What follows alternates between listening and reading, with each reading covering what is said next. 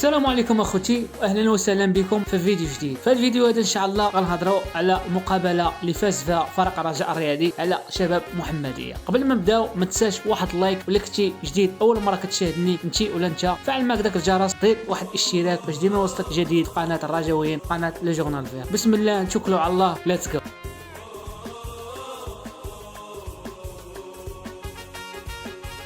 فريق الرجاء الرياضي اللي انتصر اليوم على شباب محمديه بثلاث اهداف ل0. اللي من توقيع اللاعبين ادم نفاتي اللي سجل 2 اهداف، وايوب المعموري اللي سجل هدف، واللي عطى تمريره الهدف الثاني للاعب ادم نفاتي. المدرب المؤقت الجديد لنادي الرجاء الرياضي حفيظ عبد الصادق كيفوز اول فوز ليه في هذه المقابله اللي تلعبات اليوم ضد شباب محمديه. وهذا الفوز هذا نادي الرجاء الرياضي لا غادي تسلق صفوره الترتيب، غادي يولي في المركز الثالث برصيد 23 نقطة، ناقص مباراة مؤجلة اللي غتكون إن شاء الله يوم الأربعاء ضد حسني الجديدي. صراحة هذا الفوز هذا اللي كان مهم رغم أن الخصم كان ماشي غير في المستوى، كنعرفوا المشاكل اللي كيتخبط بها هو اللي في المركز الأخير اللي في رصيد ديالو 3 نقاط. وجماهير الرجاوية عامة عارفة باللي هذه المقابلة هذه واللي الخصم اللي كان صراحة ضعيف واللي عنده حتى هو مشاكل، عارفة جماهير الرجاوية باللي هذه المقابلة هذه ما غتنسيناش في التسيير العشوائي،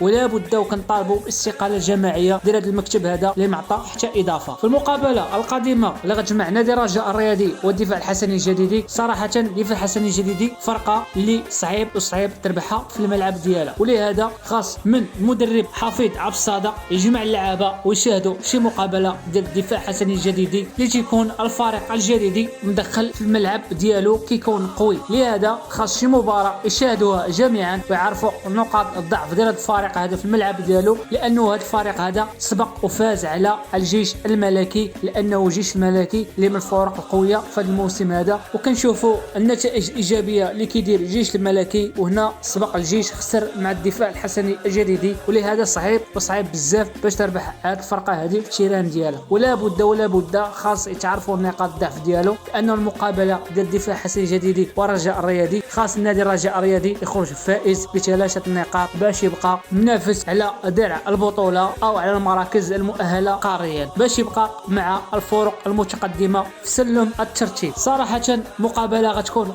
قويه بزاف، غيكونوا فيها الاهداف، لانه فريق حسني الجديدي بغى يربح، ونادي الرجاء الرياضي فريقنا الغالي حتى هو بغى يربح، لانه نادي الرجاء الرياضي خاصو ولا بد انتصار، لانه تابعه مقابله صعيبه بزاف يوم الاحد المقبل ان شاء الله ضد نهضه بركان. اذا فزتي على دفاع الحسني الجديدي اذا غادي يكون عندك واحد حافز معنوي باش تلعب مباراه ديال بركان وتعرف كيفاش تخرج من مقابله ديال بركان بنتيجه ايجابيه. ولهذا كنتمناو لفريقنا الغالي ما احسن وما افضل ان شاء الله، كنتمناو ليه ان شاء الله عوده موفقه ويرجع داك الفريق اللي حكم السنه الماضيه بطوله طولا وعرضا. وانا خوتي الرجاويين خواتي الرجاويات كنوصلوا لنهايه الفيديو. ما تنساش بارطاجي الفيديو مع اصحابك، ولا كنتي انت ولا انت اول مره كتشاهدوني فعل معك داك الجرس وشارك في القناه الرجاويين باش يوصلك ديما الجديد اخبار الرجاء العالمي. وكما العاده وراها ديما رجاء والله يعلي الدرجه. نشوفكم ان شاء الله في فيديو قادم ان شاء الله. الله يعاونكم، تهلاو لي في راسكم،